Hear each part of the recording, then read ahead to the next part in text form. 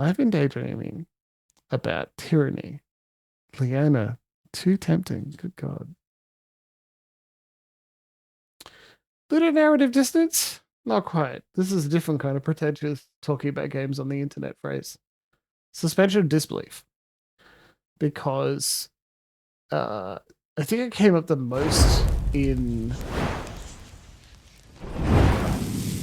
Star Wars Episode 7? Not playing the Witless. Always trying to get me to stare at puzzles for hours at a time.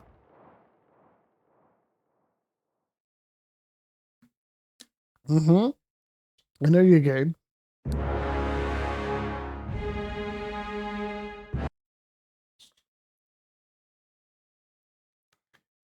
Is this game gonna be super loud?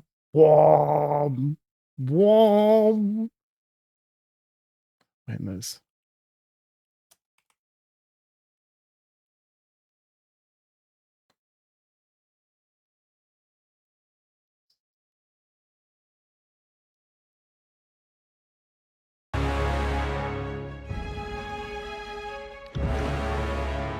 It's also published by Paradox. That's kind of funny. That's kind of funny. I want to copy paste the thing, but I don't want you to see my passwords, so.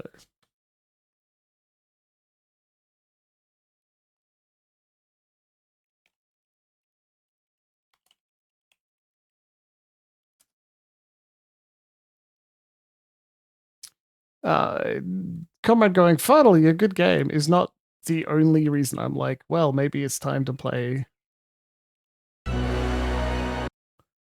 That's gotta be really irritating to poor Loxy.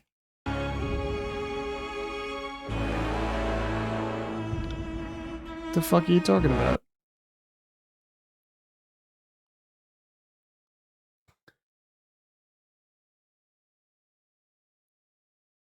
Wrong is saying opposite. What do you mean? The best part of streaming is watching the streamer reset passwords.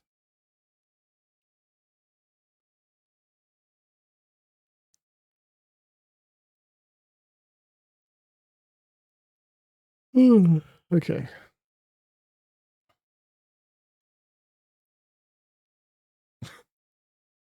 Yeah, that's pretty fair, actually.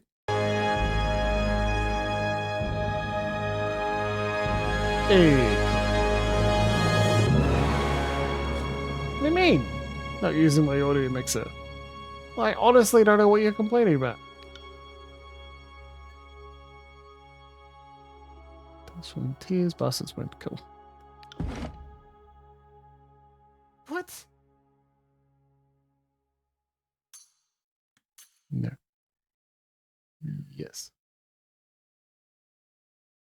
Not preparing the. Oh, right, yeah. Audio mixer? I still don't understand.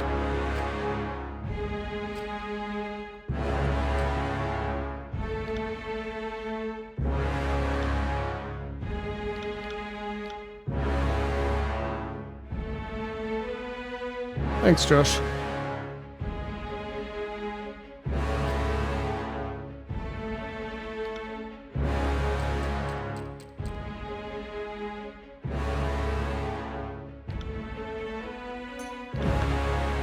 Okay, so what are we talking about, huh? That's a good start.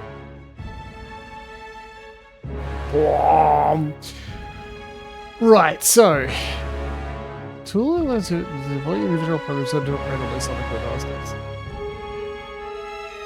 That is just don't know what you. It's that it doesn't play audio in the background.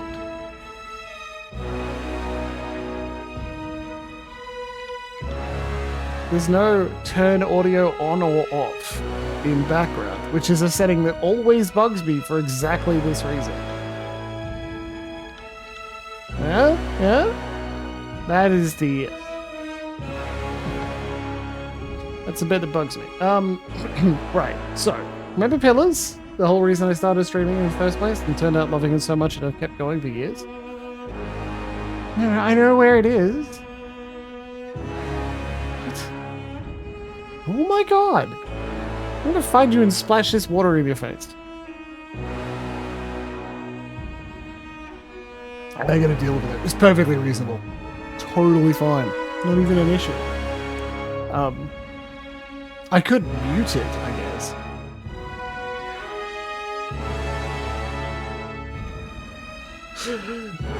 They were saying, just get on with it. Alright. No, no.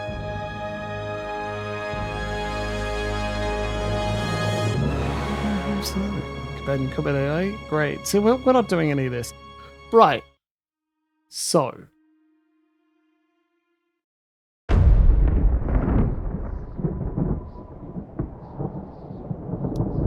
For over 400 years, the armies of Kyros the Overlord have swept across the known world. All who stood against them fell before their might. Even the Archons, women and men of immense power, were forced to kneel, chained to the Overlord's will. Now Kyros' final conquest has come to our corner of the world, and two of the Overlord's armies compete for the honor of taking our lands. The elite disfavored, and the teeming horde of the Scarlet Chorus. The voices of Nerat, spymaster and Archon of secrets, guides the fierce and undisciplined masses of the Scarlet Chorus. With each battle, the Scarlet Chorus grows stronger, as the defeated are given a simple choice: serve or die. Graven Ash, Archon of War and the Overlord's most loyal general, leads the disfavored. Though small in number, Kyros' ironclad legion has never met true defeat in open battle. Watching over the two generals is Tyranny, the adjudicator, Archon of Justice, eldest of Kyros' minions. Tyranny brings Kyros' laws to newly conquered lands, aided by the Fatebinders, judges and executioners of the Overlord's laws. You were among the youngest of the court of Fatebinders when Kyros' armies came to our lands. How could we have known that the fate of thousands would rest in your hands?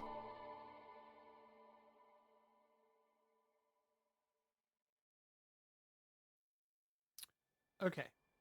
So. Several things that I did not do or say in the middle of that. One, I didn't Alt-Tab to fix the game category, which is a good thing to fix, and you'll also notice Leona tried to fix it. Thank you very much, Leona. That was me blowing a kiss to you for it. Two, I didn't continue my monologue or talk about the game while the speech was going on, and that was for Luxie, because you deserve it, right? You said multiple times, don't talk with the characters talking, I can't hear either of them. Yeah, we're going to do our best. That's pretty good. Third. I didn't go, fuck you, comrade. I'll give you a bad guy if I want. Or continue being a gremlin, or something similar. You've done great. You're allowed to rest. I can change it pretty easily from there. There you go. I'm not going to change the stream. I'll change the stream title now. Please. I have to cut it in half when I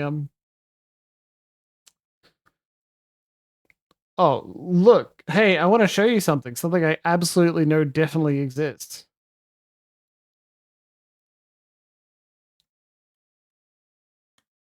Yeah? What do you think? Is this good? Is that what you wanted? Oh, sorry. Do you want me to go slower? Just work that down a little bit for you, comrade. Is that what you're after? Just a little bit. 15% lower, just for you, okay? All right. Turn display capture off. Better? You can't tell yet. I haven't alt-tabbed back.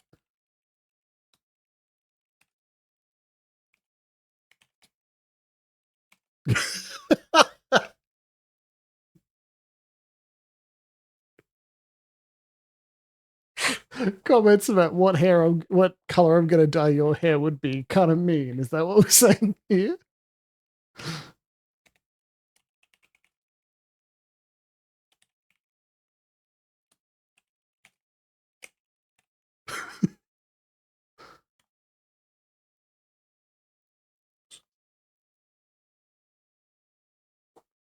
Oh, I'll fight it with my tongue, don't worry. I still think that's a bit loud.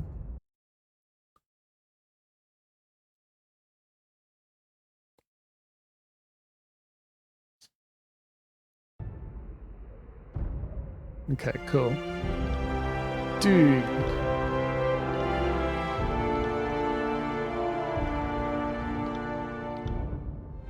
In the Northern Empire, where you were born, men enjoy equal protections under the law of the Overlord Kyros. In the southern lands of the Tiers, only men may own or captain ships, but real estate is restricted to women. Men may lease, but durable ownership of the land in the Tiers always passes to eldest daughters or sister. Most sons enter their father's profession by their mid-teens. Those without a professional family lands to work can find purpose by pledging service to one of the Overlord's mighty Archons. Criminals, derelicts, and others are often conscripted into the armies of the Archons. If a child cannot forge his own scheme, he will certainly find one in battle. Okay. The model log. The reason why I wanted to pick up Tyranny. Pillars of Eternity rock. You know, we love that. That's absolutely incredible. It was the reason I started streaming and loved it so much. I've continued doing it for multiple years. Pillars of Eternity absolutely fucking rocks. I'm not quite ready to replay Avowed yet. Not on camera. It's certainly not on camera. I'm hoping maybe they'll release DLC. There's no roadmap for DLC, but we'll see. I wanted to play something else by Obsidian. I'm not interested in Grounded because it's a crafty survival-y game. That's not really my thing. And I'm not super into the Outer Worlds. I played the first one and it was good. I'll play the second in a bit of time. So I was like, I want another CRPG, something with really good writing, something with a lot of like words for me to read over and over and over and have that be part of the draw. Like, let's practice more voice acting, speaking clearly, enunciating things properly, all that stuff I haven't been doing when I've been playing Vampire. So, since I haven't finished Tyranny, despite how much I love Pillars and similar, I figured I should give it a go. It's core in my mind, not just because there's an excellent video by Noah Gavay on it, and not just because good friend Comrade loves it so much, but we should give it a go. I'm excited, so let's do it. And Comrade's like... and Comrade's got a good point. The idea is that this is a game where we are playing a villain, right? We're playing evil. That's the whole thing. So let's enjoy it. At least for a little bit, and then probably after creating a character, we'll go on a break. Portrait. Well, first. Face. Yes. Yes, those are faces, all right.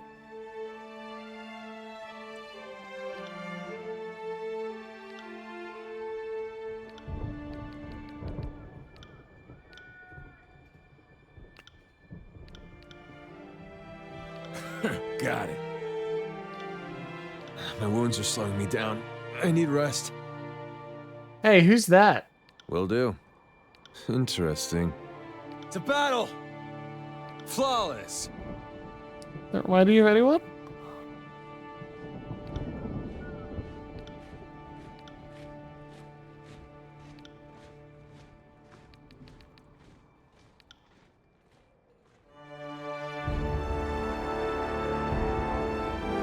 Blue and gold, let's do it.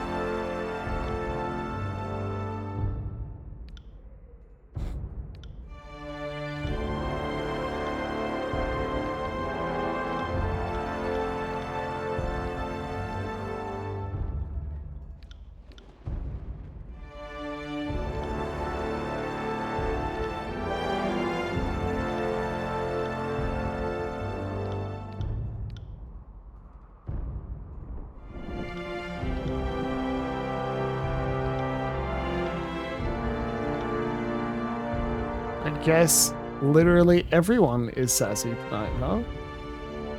Yeah, is that what we're going with? Origin. Today you are a fate wiper, agent of the Archon of Justice. You're by no means free, but as a warrior scholar deputized with discretionary powers to interpret and execute the laws of the Overlord Kyros, you are freer than most. One does not apply to be a fate binder. One is called by Tune on the Archon of Justice, and to decline is death. Millions of men and women live in the dozens of realms ruled by the Overlord. How do you stand out from amongst the teeming mass of desperation and insignificance and gain the Archon's notice?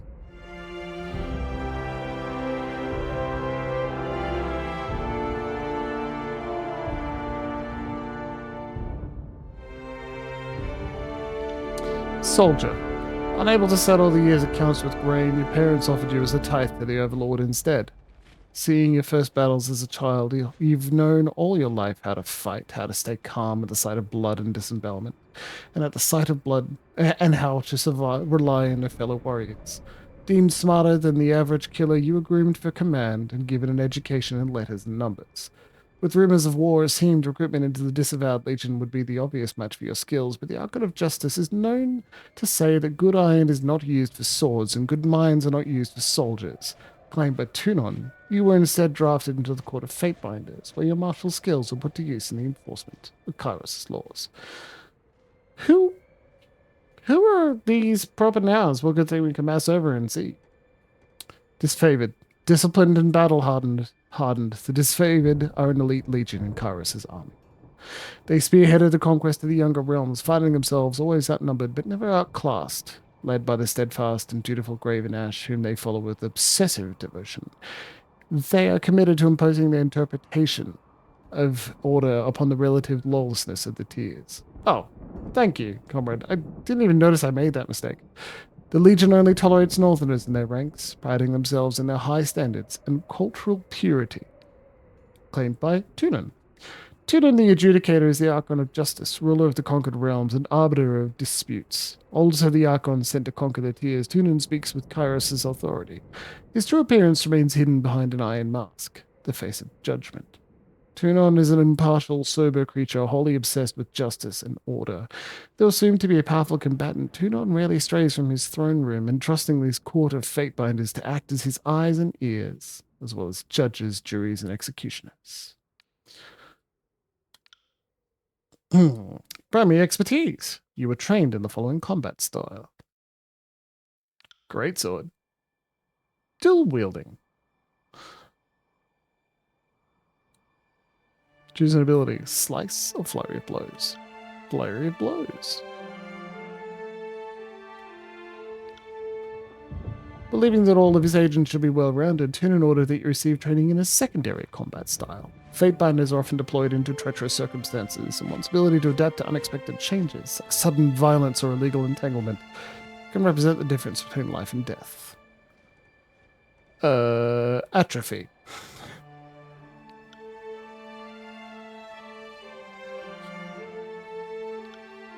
Banner. There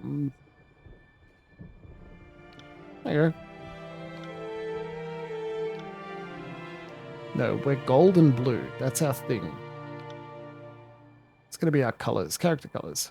Gold, blue. That'll do. Name. Swordsman.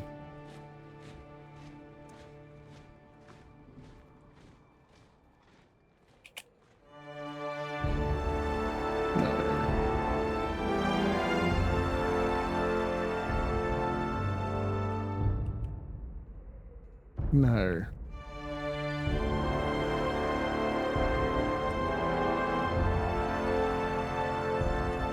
Talion. No, that's Talion. Monsieur Dumhat.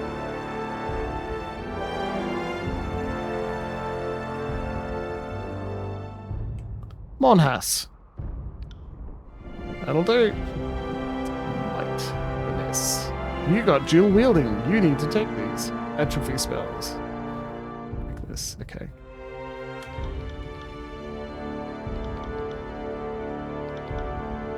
That'll do.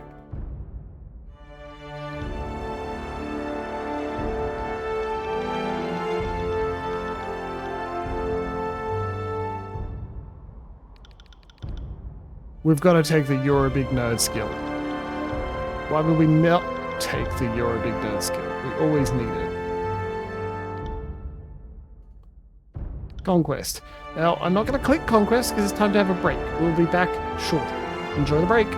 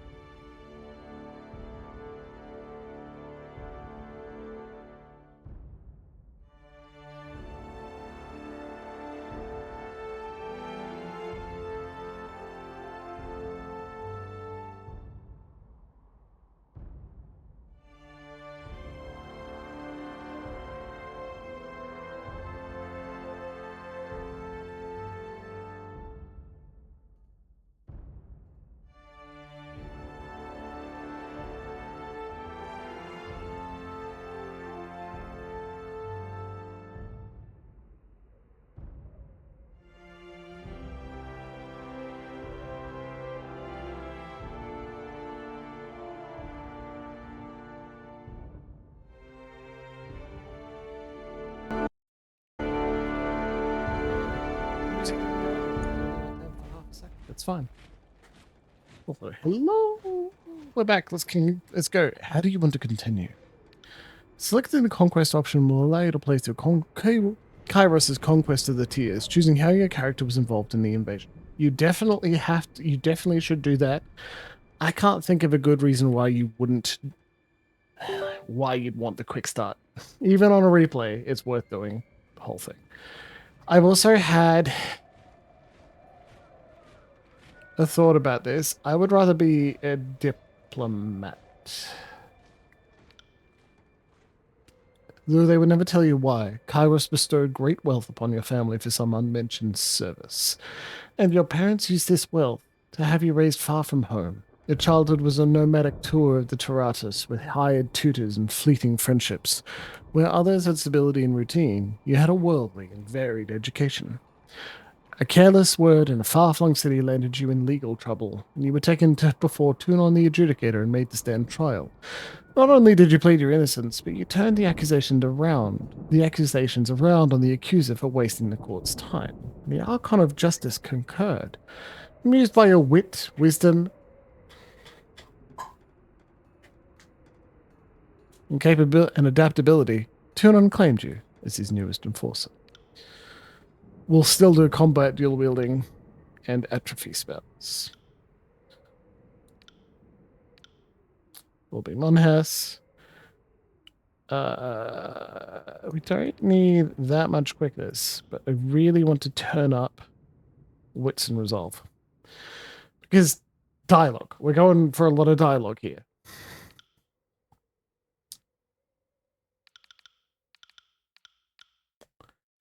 I want to be the biggest nerd. Move unseen to environment, detect, manipulate hidden traps and devices open locked. Used in dialogue for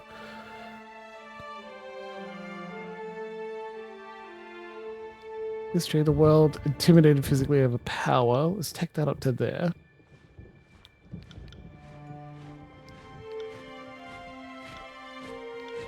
Okay, cool. That's my go. Conquest. Okay. The game is starting. All the world has fallen to Kyros, and now the Overlord's eye is on the tiers. Oh, this is home. American Honey. The last corner of the world free of Kyros' reign. Two armies, the Disfavored and the Scarlet Chorus, march south from the Northern Empire, the last realm to fall to Kyros a century prior. Happy New Year, baby. In the early days of 428, Kyros' armies arrive at the Gates of Judgment, the mountainous border that we Tiersmen so long believed unassailable. Unable to agree on a unified plan of defense, the various leaders of the Tiers sit and wait for each other to deal with the conquerors, until it's too late.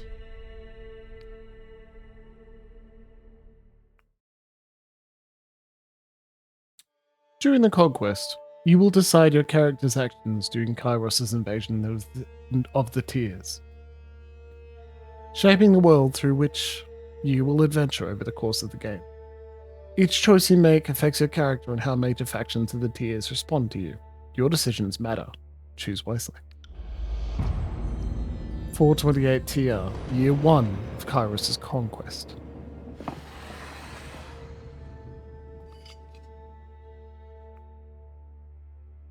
The Bastard City. Named for its position between two realms, the Northern Empire and the Southern Tiers, the Bastard City and its surrounding lands, known as the Bastard Tier, is a melting pot of cultures and a place of commerce and intrigue. The Tiersmen of the South view the Bastard City as a place of wealth and excess, but to the people of the Northern Empire, the Bastard City is little more than a sprawling slum. Tunon the Adjudicator established his court in the Bastard City. From this foothold in the Tiers, he and his court of Fatebinders imposed Kyros' laws upon the conquered land. Bastard City stood on the northern border between Kyros' empire and the Tiers. Built upon a natural harbor at the crossroads between realms, the city was a nexus of commerce. To the Tiers, it was a center of all wealth. To a northerner, it was little more than a backwater trading post. Its symbolic status as a gateway to the continent made it a natural first target in Kyros' military conquest. Circumstances were ideal for you to prove your worth as a soldier in Kyros' armies. Taking the city would send a message to the rest of the tiers. Kyros' will is insurmountable. Select a token on the map to begin. Infiltrate the tiers or Gates of Judgment. Infiltrate the tiers. History would remember the Gates of Judgment as the first battle of the conquest, but the real combat unfolded with advanced units of both armies preparing for the coming war. The Disfavored and Scarlet Chorus each had a plan to infiltrate the capital city. Which army did you join?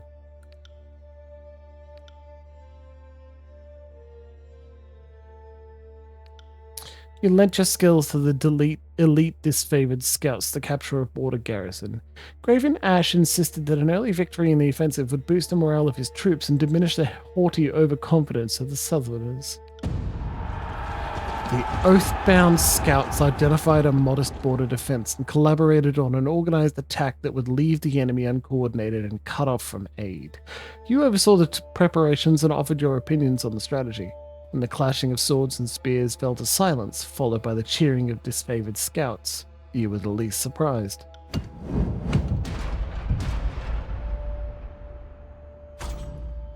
Containing the fire, inside agent.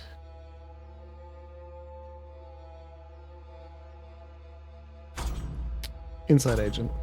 With the border garrison captured by your disfavored allies, you traveled ahead of Kyros' armies and lurked in the shadows of the bastard city. You decided that converting one of the locals to Kyros' side would help bring the city to its knees. After all, corruption starts from within.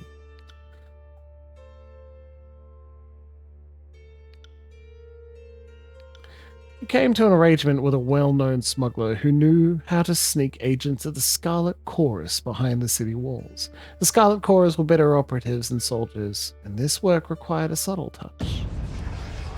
After accepting his deserved payment, the smuggler uncovered a long-forgotten tunnel that intersected with the sewers of the bastard city.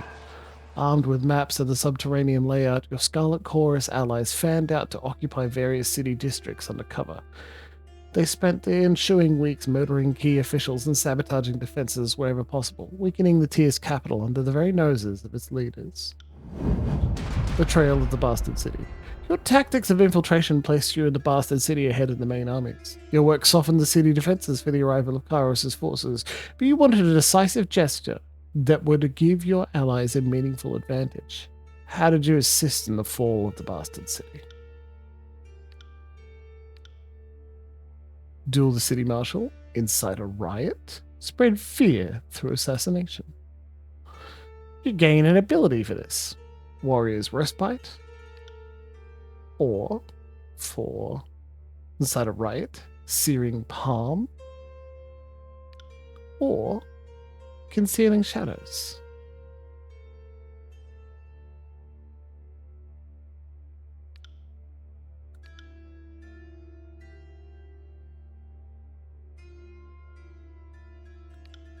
Betrayal of the Bastard City.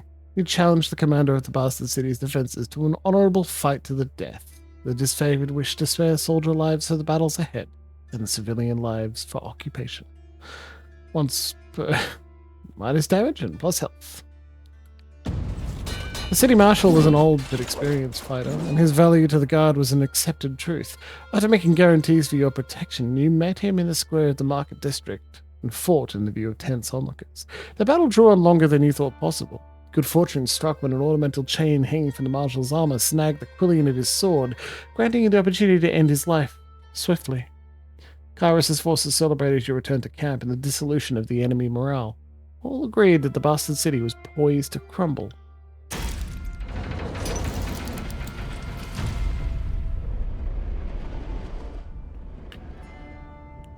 I haven't played Tyranny the whole way through. I've certainly done this part at least once.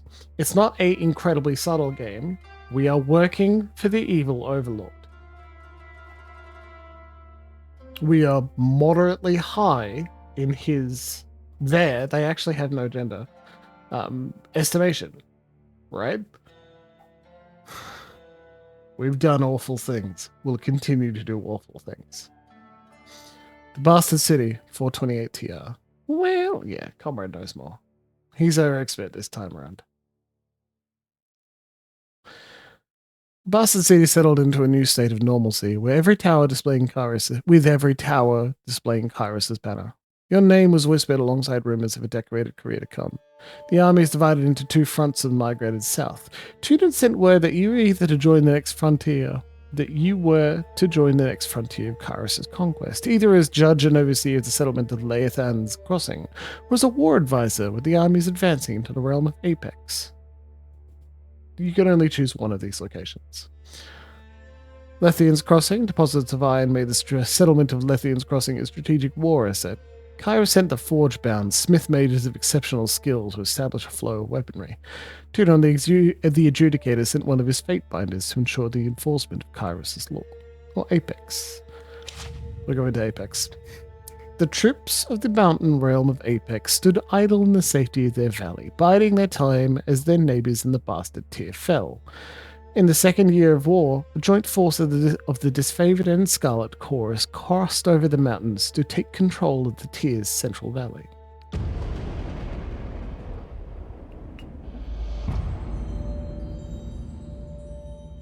For 29 TR, the second year of Kyros' conquest.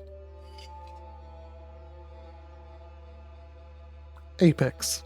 The mountain nation of Apex, ruled for generations by the queens of House Vendrian, stood at the heart of the tiers.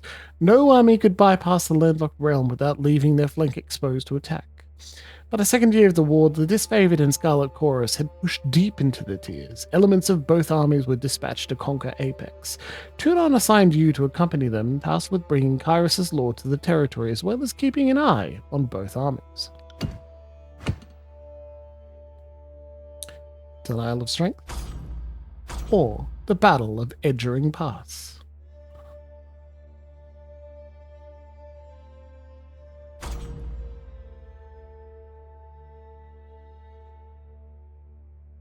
Denial of Strength. The school of water mages loyal to the Tiersmen posed a substantial threat. The disfavored wished to annihilate the school, while the Scarlet Chorus insisted on capturing the mages, wishing to learn of their craft. You sided with the disfavored. All mages had a chance to surrender before the war, and trying to capture the enemy would lead to needless losses, or capture the mages. You sided with the Scarlet Chorus, ordering the mage elders taken alive for interrogation. Though countless lives were lost taking the mages into custody, the Scarlet Chorus praised your name as they dragged the beaten elders of the school to the voices of Narat's tent. As a wave of screams of incoherent pleas reached their crescendo, the Scarlet Chorus soldiers outside cheered for their Archon. The disfavored adjourned to their camp in grim silence, claiming the chorus lacked the will and desire to fully wipe out all traces of the enemy school.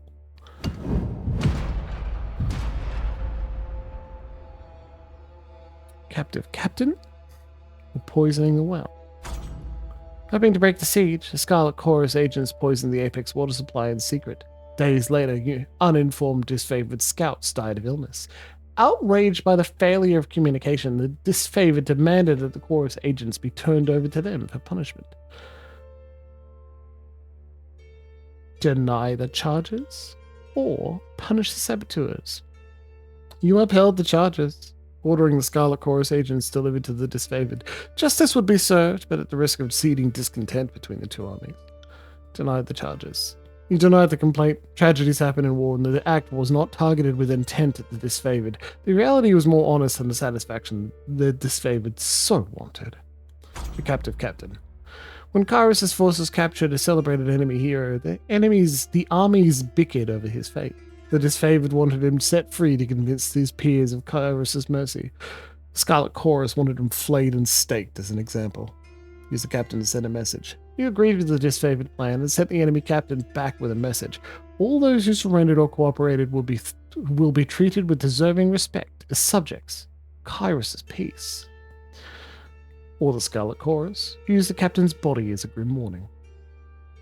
You executed the captain and had his remains fashioned into a terrifying display. Fear was the Scarlet Chorus's most compelling weapon, and you knew that its impact would resonate across the Apex army. I'm going to use him to send a message. All those who surrendered or cooperated would be treated with deserving respect as subjects of Kyros' peace. Shocked by your clemency, the enemy captain vowed to deliver his message in full and paid his respects before departing for his encampment. Though typically more uncompromising, the disfavored praised your innovative thinking.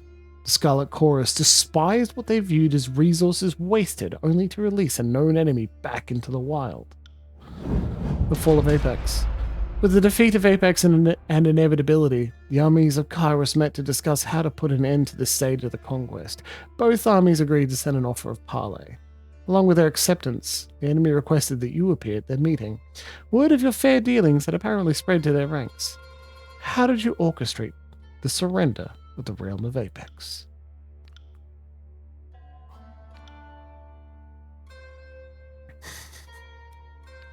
Negotiate surrender? Challenge the Queen. Taunting the Queen of Apex into striking you under a banner of truths, you baited the Queen of Apex into a duel and slew her, frightening her vassals into submission. The Scarlet Chorus urged you to show the Overlord's strength by any means necessary. During peace talks, a well-placed insult goaded the Queen of Apex into striking you. You responded to the slight by challenging her to a duel. Though the Queen was skilled in battle, your field experience outmatched her in the court training. As her body lay cooling on the ground, you demanded that her followers kneel before the Overlord's banner. Unable to rise above the fear of the moment, the remaining leaders capitulated, surrendering the valley to Kyros' forces.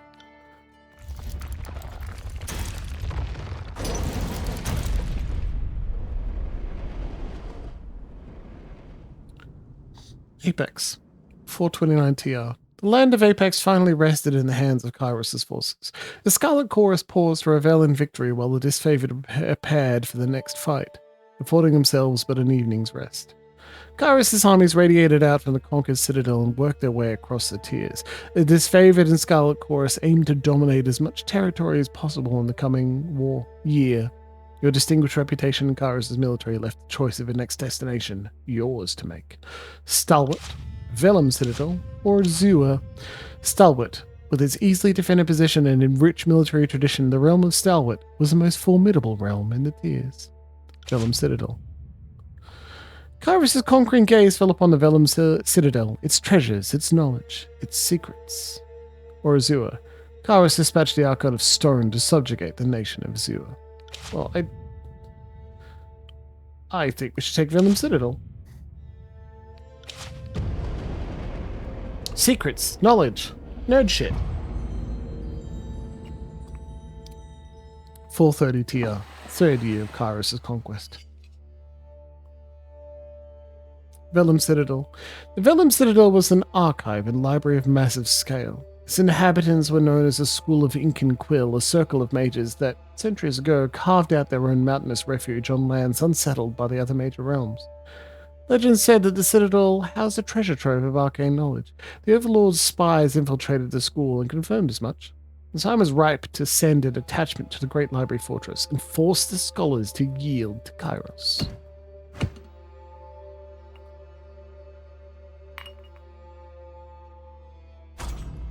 Chain of command. A detachment of Kyros' army marched on the Vellum Citadel expecting an orderly surrender.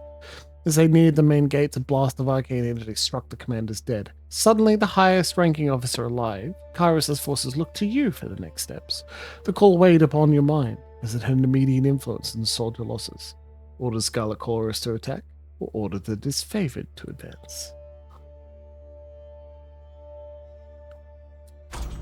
Song of Ensnarement.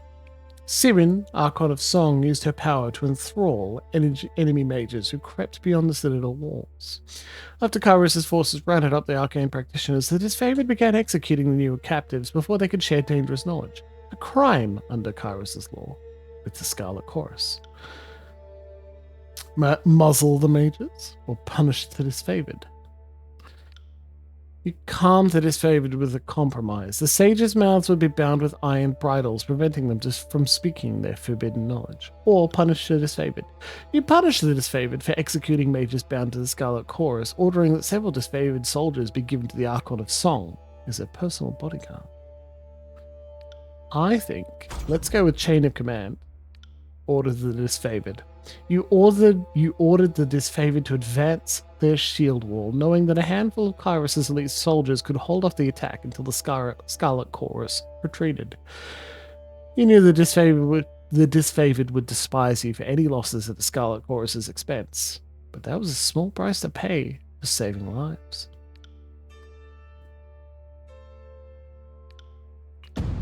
The disfavored were quick to follow your command and formed an unbreakable phalanx that gave the unarmored Scarlet Chorus horde a chance to escape.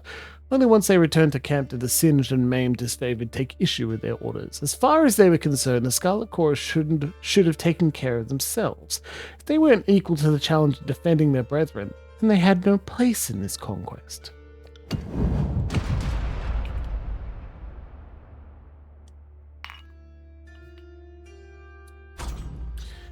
Lost to the mountains. The disfavored learned of a hidden enemy enclave and sent scouts to locate it. They never returned from their mission.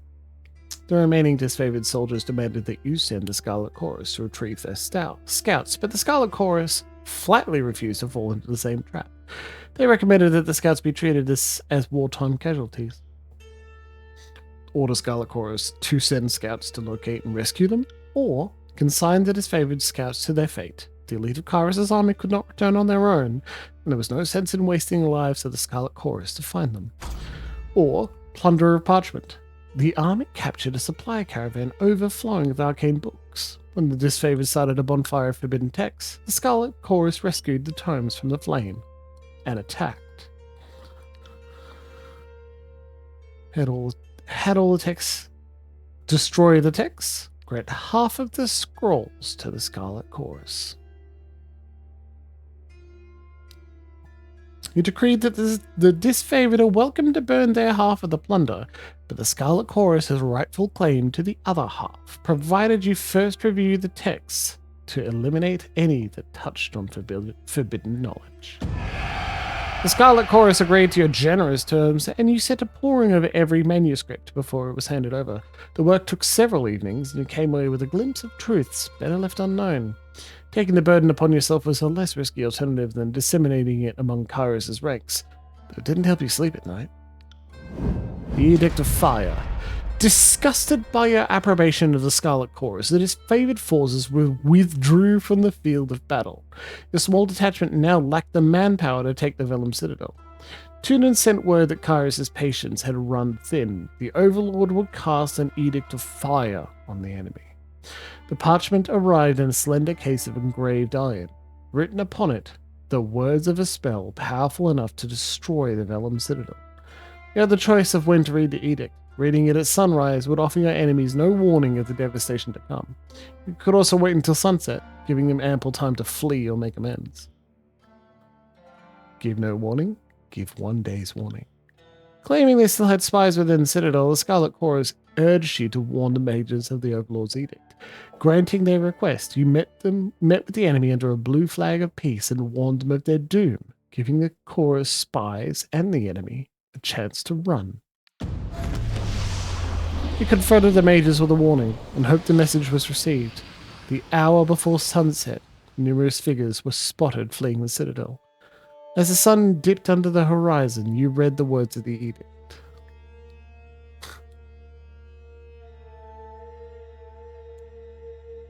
Comrade poking the bear there. The earth shook and red-orange light glowed in the foundation of the sprawling citadel. Bubbling up from under the library, a torrent of lava heaved with explosive force, gushing from windows and between loose bricks, melting winding trenches in the surrounding land. Days later, the flames still raged on, the conflagration continually fed and renewed by the power of the edict.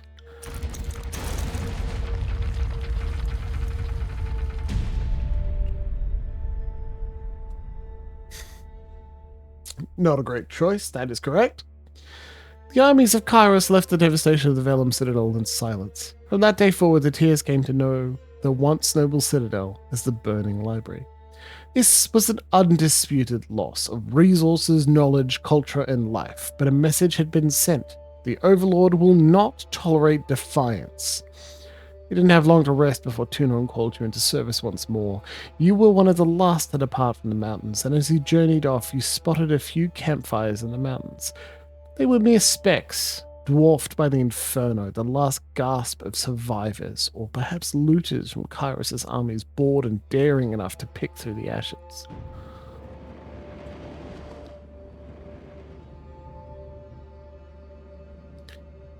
You've reached the end of Kyros' conquest. Do you want to continue or raise your progress and start over?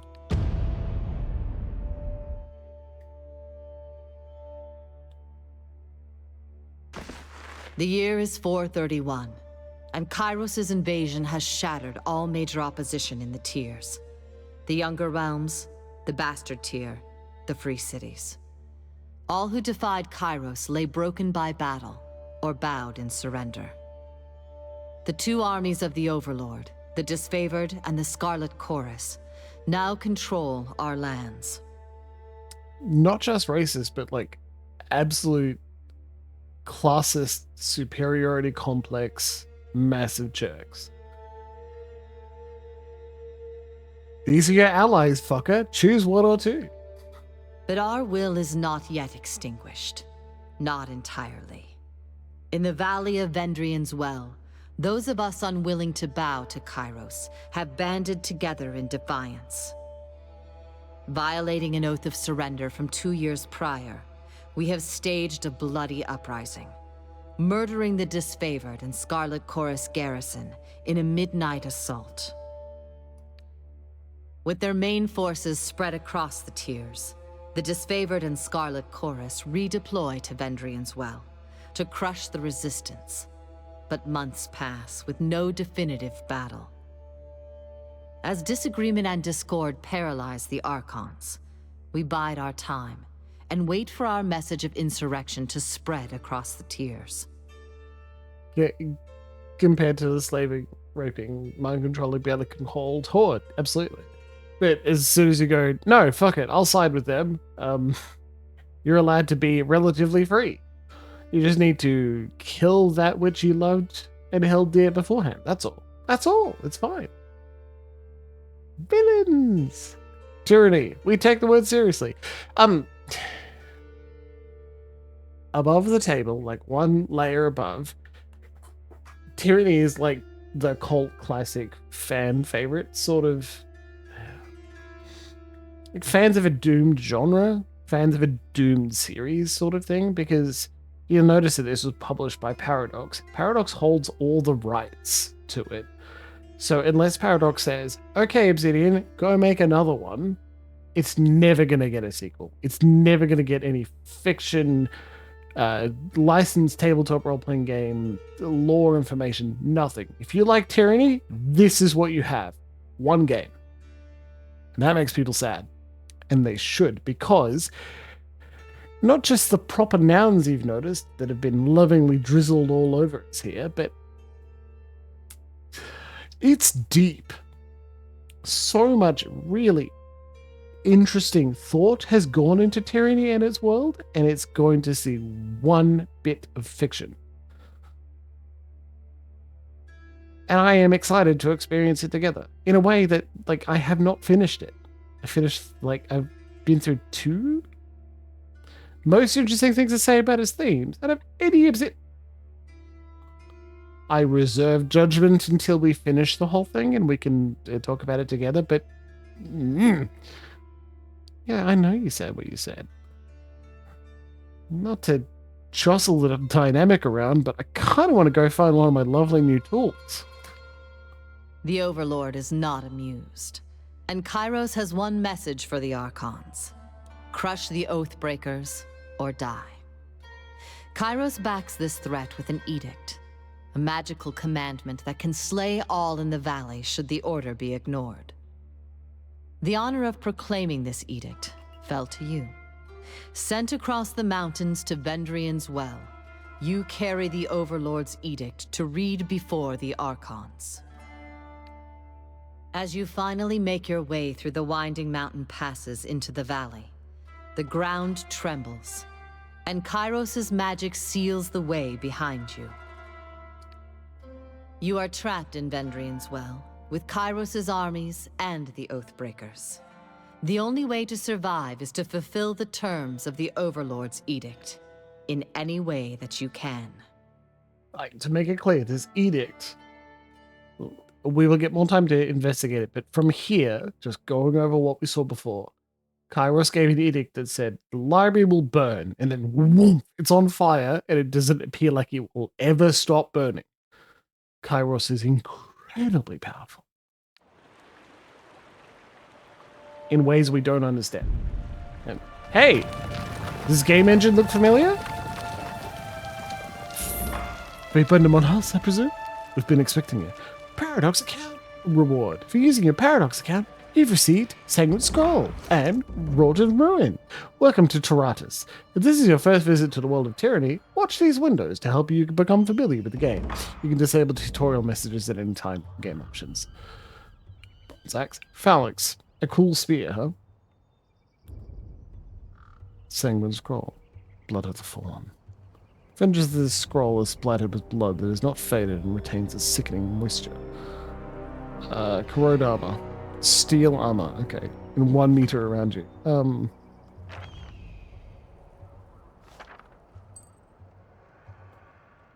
it's an accessory. Okay, it's not a single cast. That's interesting. Wrought in Ruin.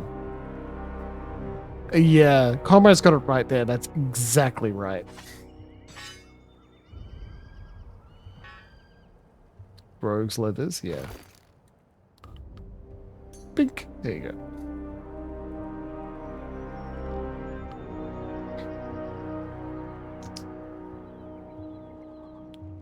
Kyros' edict. The scroll contains a word of Kyros' edict that you have been commanded to deliver. If Ascension Hall has not been taken by my forces before morning of the Day of Swords, all in the valley when this edict is passed will perish. Anyway. Kyros the Overlord be praised. When I heard the avalanche, I feared the valley was sealed with you on the other side. The disfavored warrior claps her gauntlet to her breastplate, the traditional salute of her legion. Conversations. Sometimes you talk with someone. Sometimes they may interject. This is what they mean. Each character will have a banner beneath their portrait. They indicate which faction they're aligned with. You'll often see names of important people. For tooltips, thank you. I was hoping Tunon would send the Queenslayer. If only to see the look on their Oathbreakers' faces when they see you in the flesh again. Conquest decision. During your service in Vendrian's Well, in 429 TR, the commanders on both sides wisely assessed the Vendrian Guard would likely fight to the last man. Ordered to convince the enemy to surrender, you met with the nobles and baited Queen at Alanta, ruler of Apex, to strike you under a blue flag, allowing you to properly slay her in self-defense. In the wake of her death, the Vendrian Guard promptly surrendered and held on to that armistice until the start of 431 TR, and the Guard broke their oath of disarmament. Disfavored, major gain favor. But on a personal note, it is good to see another Harbinger. By Kyros' will, most of our old invasion force still lives, but most of us have been scattered across the tiers, reassigned as needs change. I miss those days, when there was so much battle ahead of us, so much glory to be won. But I know the Archons are expecting you. Don't let me wax nostalgically about the old days. Law 40. Can you hear that hum in the air? That glow around the rocks? The avalanche is Kyros' magic. The Overlord has sealed the valley. You gained lore experience. Your senses see more than mine, good Fatebinder. I do not pretend to know much about such things, but if that was Kyros' magic and you're here on important business, well, you don't have to be the Archon of Secrets to guess that you're here to proclaim an edict. What does Kyros have in store for the enemy? 10 years of festering plague? An edict of twisted bones? Edict. Kyros' most powerful magic is that of the edict. Commandments cast upon whole regions that can control and destroy man and nature alike. Once cast, an edict can rain fire, wither crops, demoralize cities, usher in endless night, or do whatever it is that Kyros envisioned. No known force, magical or mundane, can stop an edict, though each edict is often worded to include some condition or contingency that will see its end. Some edicts have been short-lived, delivering days of wanton catastrophe. Just as many have lingered for centuries. I come bearing an edict of Kyros. Our soldiers will complete their task or die. And the edict is leveled against us? Her eyes widen with fear, her posture slackens. But the Scarlet Chorus prevents us from taking action. Why would the Overlord punish both of... She clears her throat with a sigh. Forgive me, it is not my place to question. We should have conquered the enemy within weeks of arriving in the valley. The delay reflects poorly upon all of us.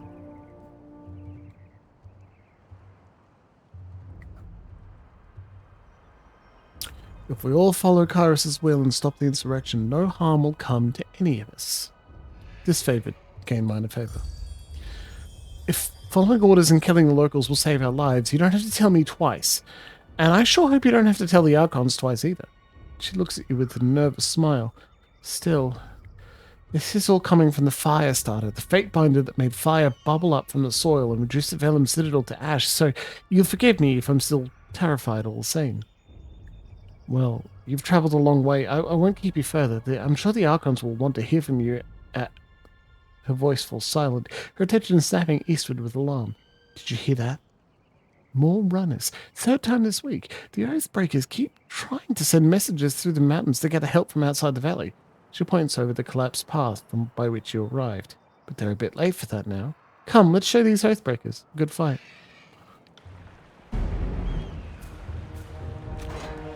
For the glory of Kyros.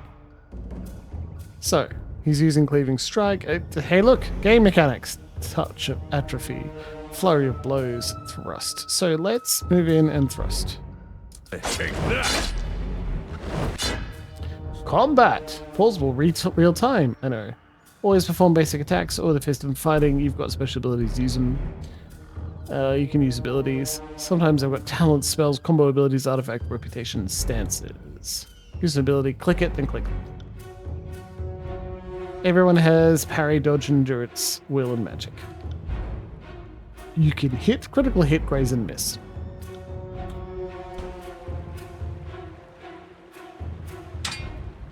So we had a very visually impressive game in Bloodlines, right? And now we're going back, kind of back to our roots, right? Playing a bit of real-time with pause. CRPG. So we can use Touch of Atrophy without having our staff out, which is great. Oh.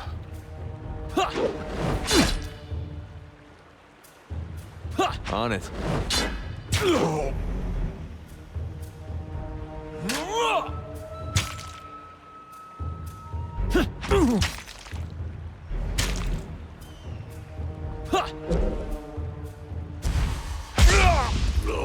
That's one down. Let's check further along the path for more. So cool. Very much like Pillars 1. Yeah, it was created directly after Pillars 1 using the same engine, though it has been adjusted. You've got talent points to spend. Power, defense, leadership. Agility, okay. Add a feint to your thrust ability.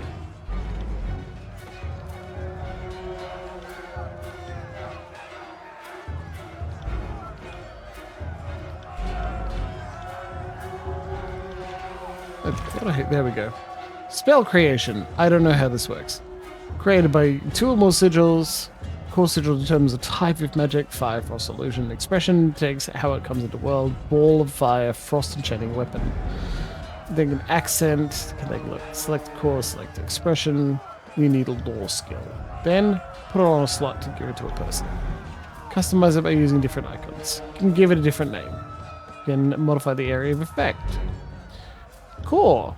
Core sigil. Sigil of atrophy. Expression. Expression sigil. Focused intent. Single targets near the target. Touch of atrophy. That's the one we've got. We don't have any accents. We will get more over time. Disfavored. Favored. Nearly 1. Graven ash. Nothing. It's because I had a point to spend, but I guess not. Around level 1. No, you need much more. Quiet down.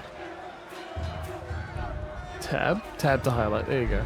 Desiccated corpses line the road of victory to Veteran's Well. An example of the fate that awaits those who resist Kyros' will. So, Tyranny was created between Pillars 1 and 2. The Avalanche has this blocked. Think you can fit through that rubble? Boulder. Rock slide blocks a path ahead. You can squeeze through a narrow gap between the stones, or you can attempt to push one of the boulders out of your way. Push out of the way. Strength will also work.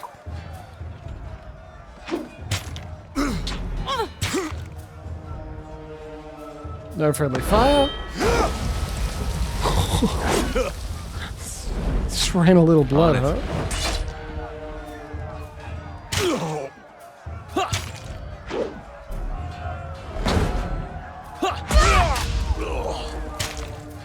Kind of exploded. I don't know if I expected that. Die!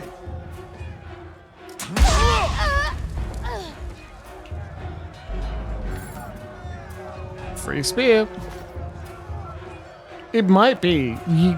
I was joking about it, but it's Matt Mercer. And I wouldn't be surprised. Matt especially, but they've got the whole Critical Role team are kind of fond of Obsidian. So they are like, oh yeah, I'll do your work. Chain commands. Okay, practice that.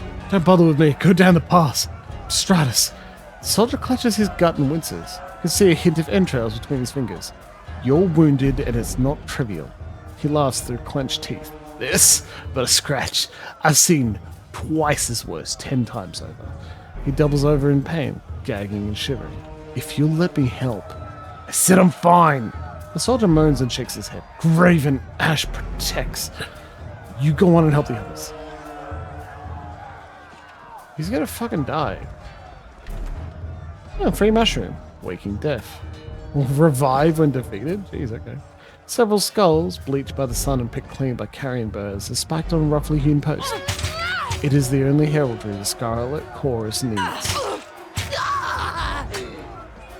Try and catch me, worm. A young Scarlet Fury weaves around the Vendrian Guard attackers, avoiding the weapons with fluid grace. She nods to acknowledge you.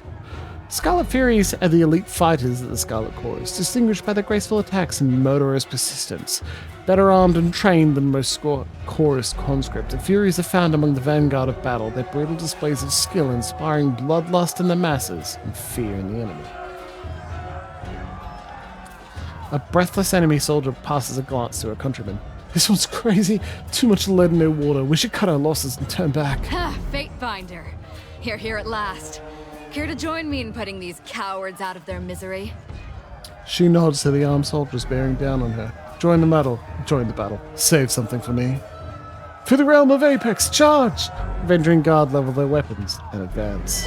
Let's see what falls out of you. Hey, we got a party member.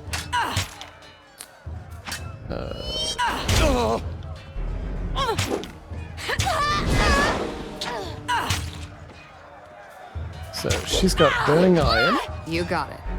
which looks like this. Skewer. Not a problem, boss.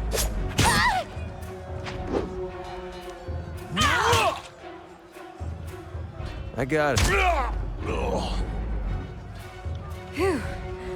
I can tell you didn't spend the conquest in a diplomat's tent. The fighter surveys for fresh corpses and nods with satisfaction. In chat, someone look up voice actor for Verse and Tyranny. I'm Verse, by the way. But there are more important things to take care of than introductions. Those Vendrian Guard we killed didn't come alone.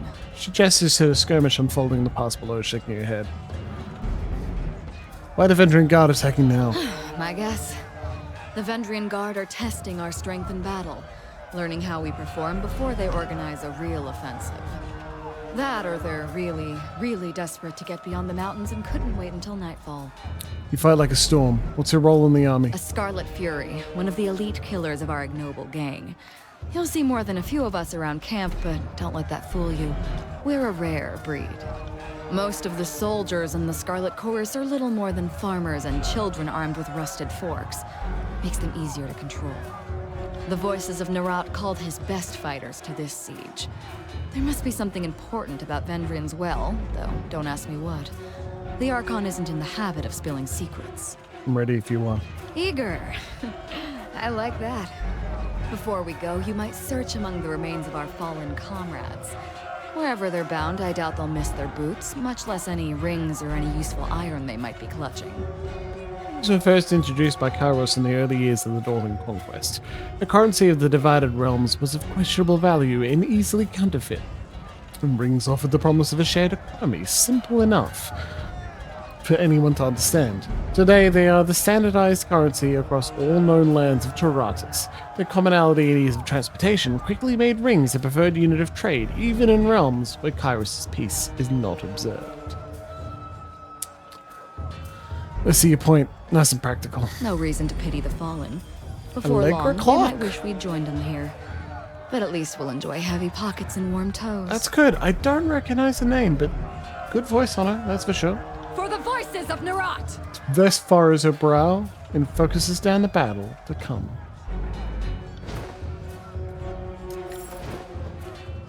Free hat. Scroll. Lesser sigil of reaching grasp. Excellent. And a hide. An empty spike stands waiting to claim its victim. Spell scrolls. Discovered a scroll that contains the image for a sigil of magic. You can learn the sigil to craft spells. Well, guess what? Welcome to Ruin. Spell crafting. No, we need to go to our inventory first. This is the party stash. Lesser sigil of reaching. Learn. Discover a new sigil. Magic in the world of Tyranny comes from learning how to perfectly scribe sigils and empower them with energy. I just adjusted my chair by accident. Thank you. Open the spell interface by pressing P to create a new spell with the sigil you just learned. Core. Expression. Accent. Range. Make it reaching. Now, touch of atrophy.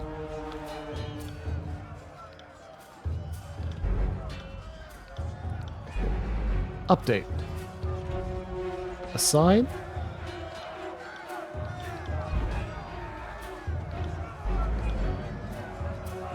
Wait, touch of atrophy. Ah, that one's got accent. So now, touch of atrophy is reaching.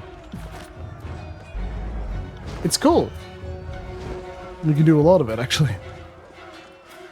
Several skulls bleached clean by the sun and picked clean by Can't do character. that. You've done that. Oh no! Eyes forward, no looking back. The Venturing Guard warrior roars with his falc's head high, his words largely lost over the din of combat.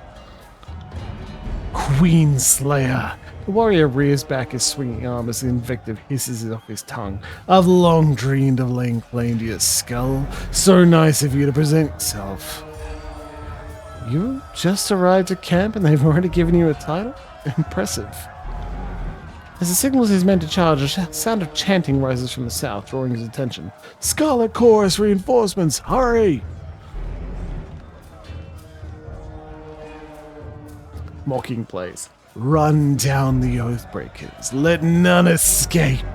From the red mob of reinforcements from the south, a blood chanter emerges at the head of the rabble, the ornamental crest of her staff pulsing with crimson tones. Signing sigils of magic and wordlessly moving her mouth, the blood chanter scribes a series of spells into the air. A red glow surrounds the Venturing Guard warriors as the chanter's magic worms its way into their minds, blinding them with rage. Hold position, all of you! You there, keep to the path! The warrior gestures along the canyon trail, but his soldiers turn their attention to the Scarlet Chorus, roaring challenges. No, don't engage them, we need to run! His orders falling on deaf ears, the warrior reluctantly readies his weapon. Come at. Game pause. Versus joined your party. Yeah, I know. Now 2 characters. Control directly or give him AI. Select all party members. Rest. Formations. No, that's fine. What is the AI button? Where is it? Where is it? Okay, menu, world map, missives. Character sheet, come on. AI behavior. Oh.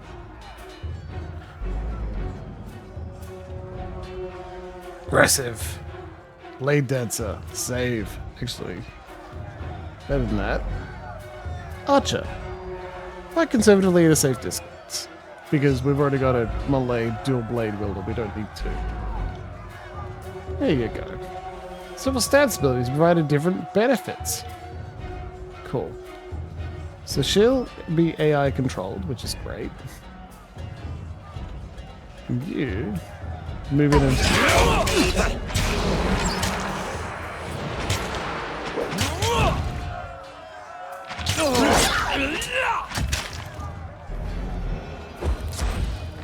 Why did you move there, dude?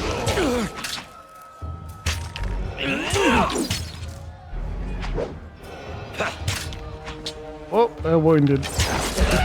Start to lose health.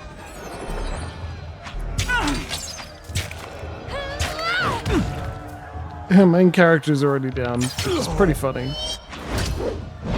Poison. For having a single downed character? Is that gonna happen every time?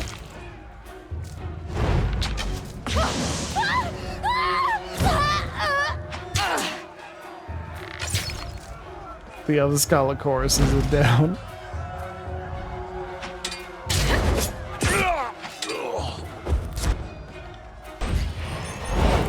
Healing potion.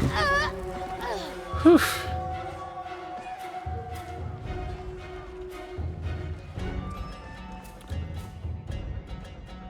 Come quick. We have a situation on the cliffside. They have the commander. No, I'm gonna loot.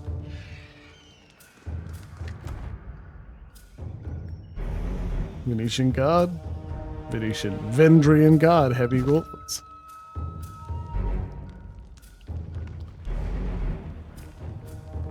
Weapons and armor are strewn haphazardly around the cart.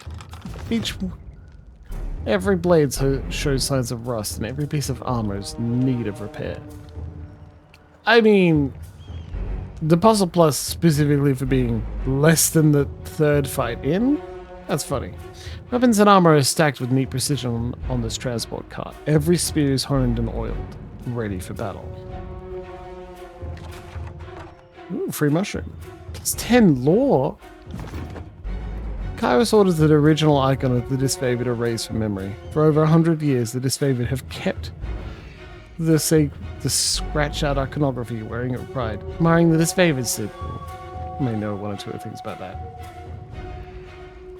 The symbol of the Scarlet Chorus is smeared in blood on the tattered cloth tent. No effort has been made to repair the tears. Cosma. What are you doing? You'll draw attention to me. The torn banner appeared to scratch out the icon of the disfavored. The army's original symbol has been lost to history. And Graven Ash has never ordered a replacement. Sorry, I can't. Preferring the blasted icon over all others. 39 subterfuge. We don't have enough for that.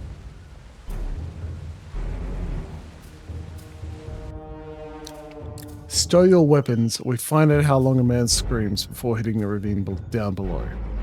Quartered between a precipitous drop and a band of angry soldiers, the Oathbreaker warrior holds the disfavored officer at knife point. Skewer him. Worry not for me. Graven Ash will protect. The disfavored officer winces, blood seeping from the seams of his braces and cuirass. You heard the man. He plainly invited you to use that little blade of yours. What are you waiting for? Permission from your pimp? This blade? With a jerk of the knife, he slices off a clump of Drastus's matted hair. Feel so eager to see your ally dead. Just step closer. Why kill that disfavored nobody when you could take your swing at the Queenslayer? You? The Queenslayer? Pushing Drastus to the side, Hairlock's Tyrell bounds forward with murder in his eyes. His glorious charge ends somewhat abruptly as the disfavored soldiers step in, weapons out, and butcher Tyrell. Dazed but alive, Drastus lets out a long sigh and struggles to his feet.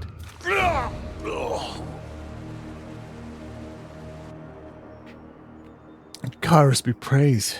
That Oathbreaker fought with the rage of Cairn himself. Who's Cairn? The madness Archon of Stone, accompanied by the disfavored on the conquest at the Tears, his temper and proclivity towards destructive solutions often branded him a liability to the otherwise orderly takeover, but his power was not easily dismissed.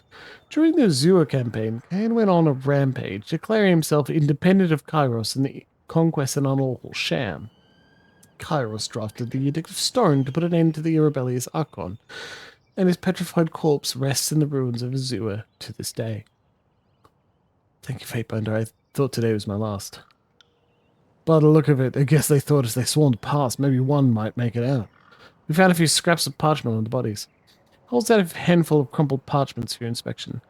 Literacy is rare in the Northern Empire, where the disfavored are born and trained. Time spent reading and writing is, after all, time not spent sparring and readying one's body and mind for battle. A student of letters such as yourself should be able to make sense of this. Examine the parchment. Repeating the same messages in different written scripts, parchments explain the Vendrian Guard's desire to overthrow Kyros' Archons and rout their armies from the tiers. The pages aren't addressed to any specific reader, or rather openly invites all who remain loyal to the younger realms to gather at Vendrian's well.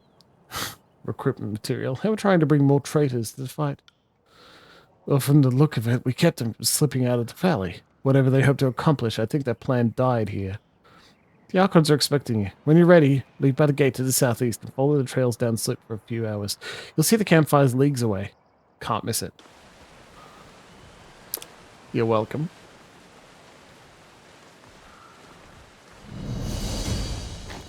Welcome to Ruin. Quick figure bangles? Scroll of distant impact?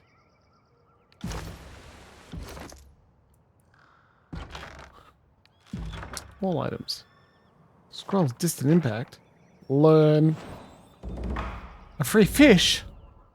Quick figure bangles. Gives you haste. +1 quickness. Lovely. No matter how fast they move, these bangles never make a sound. Heavy bronze gauntlets. Adds recovery. Only slightly more recovery. It's less deflection and precision though. More armor though. Anyway, we'll think about that later. Fatebinder, Aurora salutes as you approach. We are honored by your presence. Need something? See anything interesting during the war? I once saw a forge-bound artisan set himself on fire. Occupational hazard. That was an unpleasant day. The first of many, to be honest.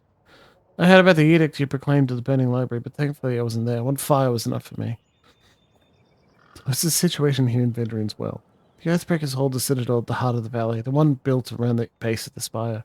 Aurora points east towards the tower in the distance. The Matani River has been our largest headache during the siege. It's unsafe for armored troops to ford, save for at key locations. The enemy knows this as well as we do. I know we'd be a lot farther along. The Scarlet Chorus uses its alleged strength in numbers to ford the river themselves and overwhelm the enemy. Aurora looks at first with a disapproving air. As it is, we must take the valley slowly and advance at this favored bulwark, since that's where the real work gets done. Because all it takes is numbers to cross a river under a hail of arrows?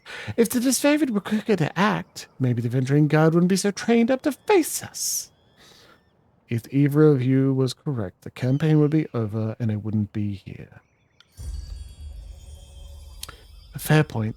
The Legion is eager to gain some perspective on our quarrels. Consequently, I retract my previous remark. Really? Because I don't. Next time you say something, try to mean it. How long have you been with the disfavored? 7 years? She pauses to count on her fingers. 2 seasons, mayhap a handful of days. I trained at Fort Resolution a bit before the conquest. Compared to the commanders you find around camp or stationed at Iron Hearth, that makes me one of the young bloods.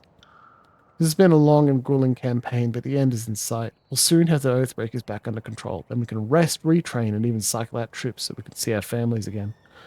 What can you tell me of the Vendrian Guard?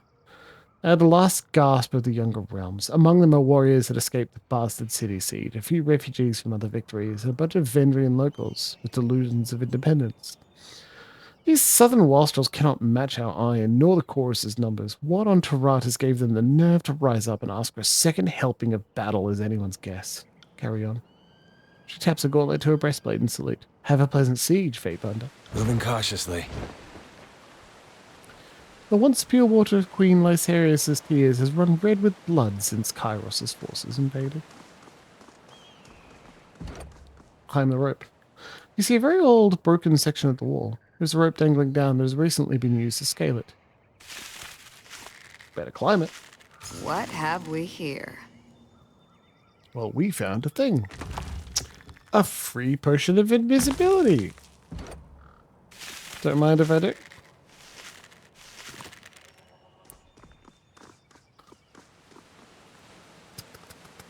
How How do I get up there, though?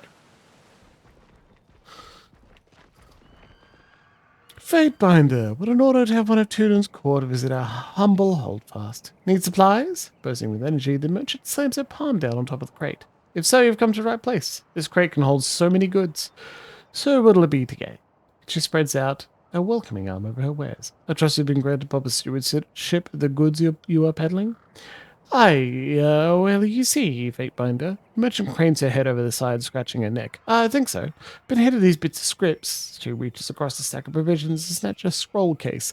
But I'm not a woman of letters. Numbers are my strength, as you can well imagine. Let me see those. Certainly, good Fatebinder. She hands you the scroll case, while wearing a quizzical expression. Customer read indicates this merchant is granted the unlimited right to trade in a logistical capacity. When not supporting an active battle, she has the right to trade grain, copper, and olives anywhere in the tiers. This all seems to be in order. Well, naturally, she winks. Just because we fight dirty doesn't mean we trade dirty. Well, most of the time at least. Let's see what you have. You can, indeed, just straight up. Knock. It's my beloved slavers. You can just straight up knock at them. Quest items, weapons. Don't need any of these. Armor. Maybe. Cool head wrap. Accessory, nothing. Junk. Bent bronze dagger. Sold as a merchant as spare parts. 6 rings. 6 bronze rings, 44 copper. Oh, look. Oh, we have enough for it. Limitless boundaries. Do we have enough yet? Yeah, we've got 7. We don't have enough for Sigil of Lightning. I think I want that, but we can't afford it. Shall I sell my ceremonial armor right away? 13 bronze. Red Rivers and Gutseeker. Probably shouldn't sell her. Ah, fuck it. I know it's a bad idea. I don't care. Yes. Big nerd binding all scrolls. And spend tribute points. We leveled up because we used our nerd powers too much. Ability and spell cooldown, spell strength, magic defense, accuracy, armor deflection. How about not dying in battle? That might be nice. What do you think? 6 extra HP? Love it. We are in melee. Probably a good idea. Feint to thrust. Blinding your opponent as you strike them with tech. Move faster in combat. Move faster. I love moving faster. Replace dodge with parry when defending against ranged attacks. Move faster in combat. Yes, please. Damn. Just flat bonus to lore. We love that. Also power. Cleave. Palm strike. Leadership. The whole party gains additional quick items. You need level 3 for that. You learn something every day. Look at you. New core. Fucking lightning. Expression lightning as distant impact. Lore skill 44. So you can get it for 30. Area of effect lightning. Required 55. Duration. Stun deflection for even longer. Range long. Lore required 40. Assign. Fucking lightning bolt now. Alright, what are you two arguing about?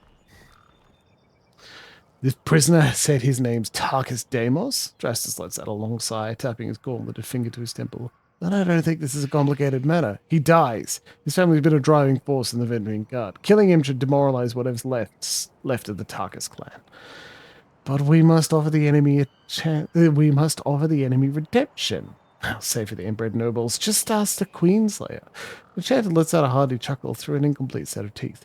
But corpses can't serve the chorus, so while mercy always pains me, it is what the voices of Narat commands. We'd let you take prisoners, but you can't control them. You send these conscripts out on patrol and they never return, defecting all over again. I can't let this nonsense strategy continue. Let's see what the Fatebinder has to say. The Blood Chanter turns to you with a wide smile. My mates of the Blood Chanter Guild tell me you are most supporters of our claim to the scrolls of the Vellum Citadel. Surely you understand that the Scarlet Chorus is wise enough not to squander any advantage you can take from the enemy.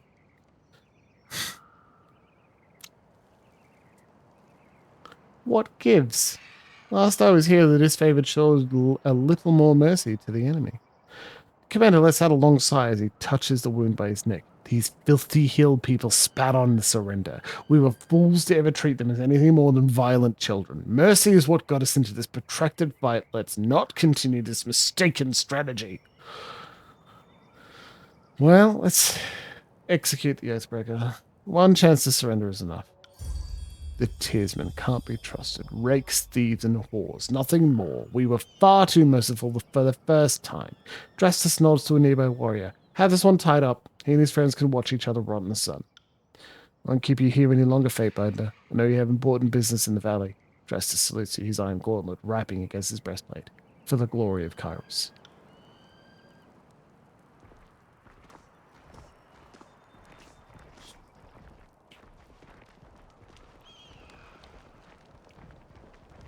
Can't do that. Tarkus Deimos. You there? Muttering through a mouthful of congealed blood, Tarkus Deimos hangs from his stake. End this, I beg you. You've suffered enough. Request is granted. You plunge your weapon into his heart, ending his life with one quick thrust.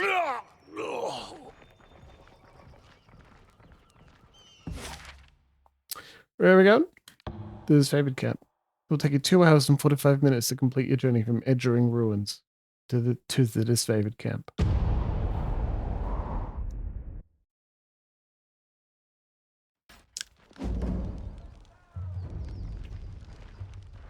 Take what you carry, but leave the cart. Slow down a moment. I know we're both eager to watch the Archons picker over tactics like a pair of magpies, but I need to ask you something first. What's that? The voices of Nerat told me that you've come as a mediator. Considering the source, well, I can't help but feel I'm only hearing half of the story. So let's have it out. What's so special about you?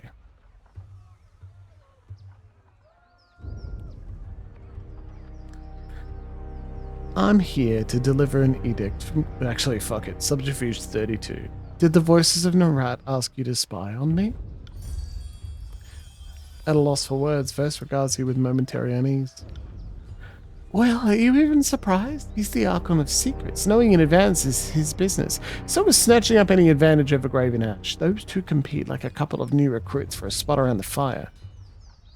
There's nothing nefarious. The voices... It's just curious why you're here. If he wanted to know more, you wouldn't be able to suss it out that easily. He would have sent one of his scarier peons in my stead. I'm here to deliver an edict from Kyros. That makes a crazy kind of sense. Considering how long the siege has taxed the armies, I can understand why Kyros would send you with an edict to speed things along. Have you read it? Do you know what it says? The Archons must claim Ascension Hall by Kyros' Day of Swords, or all will perish. Oh, one more thing for the Archons to fight over. Well, thanks for cluing me in. If Kyros sends any lightning our way, just tell me when to duck. What else has the voices in Nerat told you? Only that I could find you in Edgering Ruins. Truthfully, I could have picked you out of a crowd. You're the only one who hasn't spent the last few months bathing in the stink of the Mittani River. She laughs, but there's a force nature to it. Why so suspicious? It's just a feeling I got. When the Archons are together, the air gets as taut as bowstring. I can't help but think that no amount of compromise will get them seeing eye to eye. So why invite a mediator from Tunon's court? Doesn't that up? Why do you think the Archons were at odds? I've been with the Scarlet Chorus since the early days of the Conquest. I can say it's been building for a few years now. There's an energy about those two, like a pair of storms moving to collide. I heard tell that Graven Ash and the voices in the rat shared some bad blood in the Northern Empire, but I don't know any of the particulars. By my authority, the Archons will follow mine. It sounds like exactly the attitude to set this campaign in the right direction. I don't envy you the task of getting them to cooperate, which sounds about as easy as teaching a tornado to heal. At least you sound like you know what you're doing. I really ought to be meeting with the Archons. The war tent is just past the center of camp. She nods towards the northeast. One last thing. Be careful around these disfavored types. They take their work seriously, and most have suffered too many blows to the head. Reputation ability. You've got enough reputation to unlock a new ability. Open the reputation UI to see it. Hey, look. Companion verse. We are loyalty 3. 2 minutes. Yeah, I know. We're not going to start the really cool conversation, which sucks. Actually, I might save and then start that conversation and then load the save again for next game.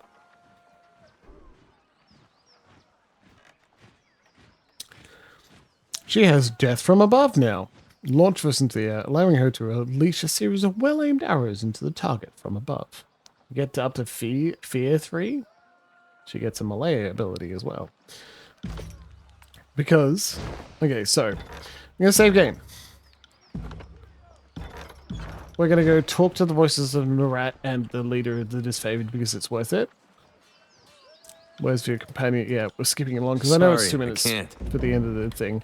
I just want chat and everyone to see the voices of Narat and what's his face, the leader of whatever. And we will load the save to really explore the map before the next game. Yesterday you chided me for wishing to wait. Now you suggest an even longer delay? Perhaps the voices in your skull ought to come to a consensus if you wish to be taken seriously. Good advice is flexible, changing with the moment. Besides, now we're agreeing with yesterday you. Today you should be happy. We know you hate going to battle without overwhelming odds on your side. If you're so terrified of a challenge, why not wait for your reinforcements? I don't need your heckling, I need your scouting reports. But to get confirmation that you quelled the Oathbreakers in the Outer Valley. Oh, that. We will solve it in our own time and way. We must make a token effort to show them mercy, after all. Mercy? They've already shat upon our mercy once before. These gutter-born sloth-knobs deserve nothing better than death. Oh, calm down now. We must leave something to rule. Or have you forgotten Kyros' orders? Patience, old chum. That's 4 reports of avalanches in the mountains now. The Tearsmen can barely count past 9. They have neither the capacity nor the cause to close off the mountain passes. Either way, that leaves the 2nd and 4th cohort trapped outside the valley.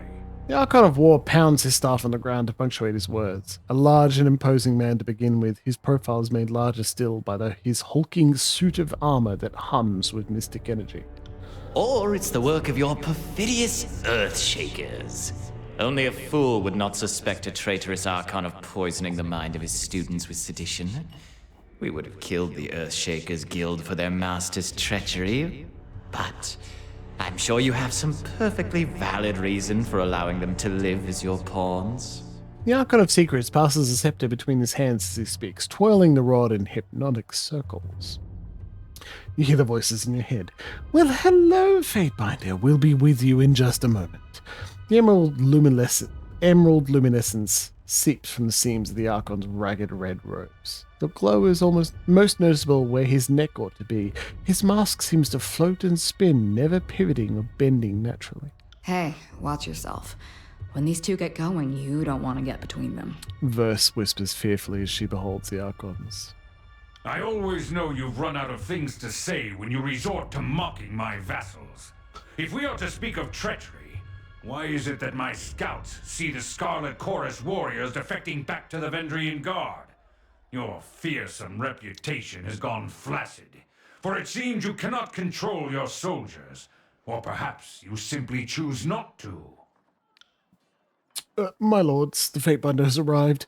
The disfavored commander raises her voice, trying with little success to speak over the Archons. Perhaps we could table this discussion and let our guests speak? Speaking of strategic failures, who was it that insisted the valley would need only a token garrison? For some strange reason, we can't seem to recall which balding halfwit grossly underestimated the enemy. The Archon of Secrets twirls his scepter in a twisting loop, his leather-wrapped hands flipping the heavy rod with an effortless flow. You hear the voices in your head. Can you hear us, Fatebinder? Cough if we have your attention.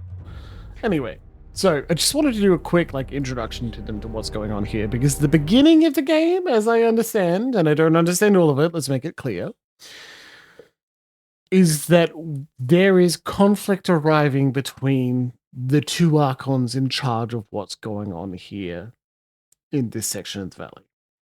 There's significant conflict between these two attitudes of power, tyranny, and how to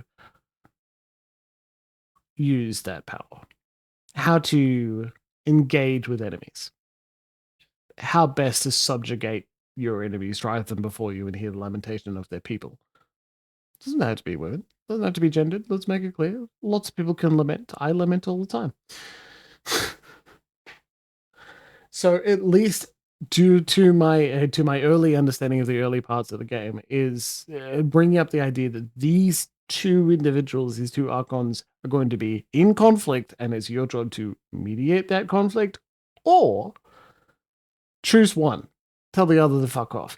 And that's a trope that comes up actually a lot in Obsidian games. There will be a faction or multiple factions which are good in many ways and bad in others, and you're going to have to side with one of them, and you will have to accept through consensus that there are bits of that seem bad or not worth it or terrible. And you're just going to have to take your lumps or figure it out. Or choose an interesting third option, maybe. Maybe, just in case. In any case, these themes are really reiterated with the concept of we're not just an adventurer, and we're not also like, we've got a higher goal that we're pursuing. Think of Pillars 2. We had to align with one of the factions because we need to stop Aethys, right? But we can't get through it on our own, so we're going to align with one of these fuckers to get through the problem. No. Here, we are supposed to be at least moderately high in the power structure here. We've aligned ourselves because, I don't know, rebellion against Kyros gets you killed without recourse. But still, we are, in fact, delivering their edicts. Anyway, so what's worse? What's slightly better? What's a less evil form of evil? Racism or slavery? Yeah, Comrade's got it exactly. You are entrusted with great power. The game is about what you do with that power. In what way? And that's why we've been making really big decisions relatively early in that conquest sequence. And then ramifications of that are flowing through our play even now, and even throughout the end of the game, I believe. And you'll notice how like loyalty system, similar with our companion verse, is like fear or loyalty, and neither of them are going to be like you tell them off all the time and so they just leave your party. Like, no, they'll fear you so that you'll do what you tell them to. Like, it's pretty cool. It's cool. It's an interesting twist. It's certainly a deeper and less generic understanding of what a CRPG can be. And I'm excited to explore that with you and all of you, especially with our good friend Comrade by our side, who's going to like rub his hands together in glee and cackle when we come up to a particularly difficult option and then tease us with whatever choice I choose. And that's going to be so much fun. And I'm very excited to spend your time with all of you. Yeah, exactly. Hell yeah, Comrade. And I am excited to spend the time with you and everyone else going through and exploring this world of Toratus. And we can mourn the fact that we will not get more. Very unlikely to get more in the setting. And it's kind of nice to get back to our like roots of CRPG and taking the idea, okay, well, play Tyranny 2 or 3 times and read some of the really good essays about it and video essays about it if you really want to run an evil role-playing game campaign, right? Because this is what is a lot more fun than I'm going to kill the villagers and I'm not going to feel bad about it. Like, all right, cool, power fantasy, whatever. What are you actually going to do with it? And that's shit you can learn from Tyranny. Anyway, let's go explore it. Otherwise, man, thanks for joining me for 2025. Burn this shitty fucking year to the ground. We're going to have a better one in 2026, and we will do that by forging it together and insisting upon better conditions. By saying I will not be beaten down by circumstances, we will have a good time, and I will schedule, plan, and create good experiences with my friends and loved ones to force it into being a good year. I'll be right there with you. To make good times, tell the people you love them very much. Good night, everybody. Happy New Year, everyone.